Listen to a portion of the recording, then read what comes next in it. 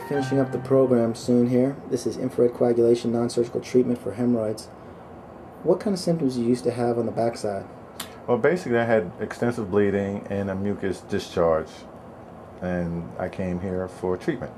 Gotcha. How's your experience been with the treatment and after, as far as the results? The treatment was very good. I mean, I was surprised because it seemed like it was new, but basically it's a technique that's painless, and you can go back to work. You just go right back to work after work. You can schedule an appointment for lunch, and you go back to work. No problems. How is your symptoms on the backside now? Excellent. Are you having anything at all? No, no problems. Everything is fine. Nice.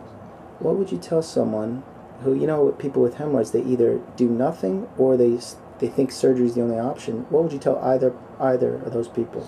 Well, anyone that has hemorrhoids, I would tell them, don't suffer alone. That's the basic thing. People are ashamed to come out of the closet and say, I have hemorrhoids, because it's a stigma of something's going wrong, you're doing something. But something has to be treated. And to come for the treatment, I mean, it's excellent. It's something I would highly recommend to anybody if they had hemorrhoids.